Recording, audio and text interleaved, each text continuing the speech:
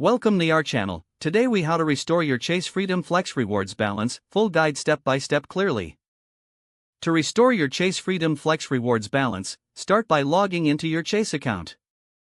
Visit the official Chase website or open the Chase mobile app.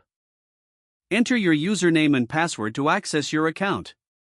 Once logged in, navigate to the rewards section of your account dashboard. Look for a link or tab labeled Rewards Balance or Rewards Summary. Click on that link to view your current rewards balance and transaction history. If you notice any discrepancies, gather any supporting documentation related to your rewards. This may include receipts, account statements, or transaction notifications. Next, locate the customer service contact information within the Chase app or website.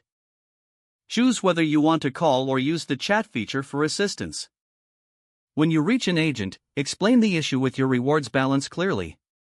Provide any necessary details, such as your account number and specific transactions. Listen carefully to the agent's instructions and take notes if needed. If requested, follow up by submitting any required documentation via email or through the app. Once your issue is submitted, ask for a reference number for future follow-ups. Wait for confirmation from Chase regarding the status of your rewards balance restoration.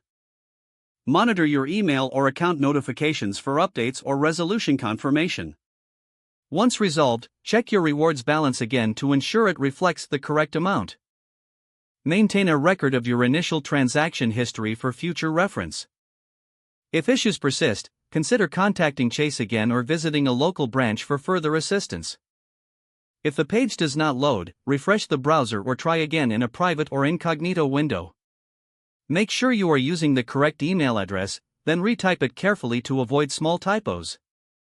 If your password is not accepted, use the reset option and create a new strong password you can remember. Check your spam folder for verification or security emails, then complete any requested confirmation steps.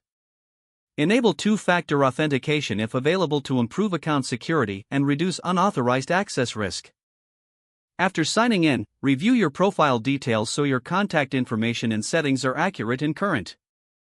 If you see an error message, note it down and try again after restarting your device and internet connection. Log out when you finish, especially on shared devices, to keep your account and payment information secure. If the page does not load, refresh the browser or try again in a private or incognito window. Don't forget to like this video and subscribe to our channel for more step-by-step tech guides.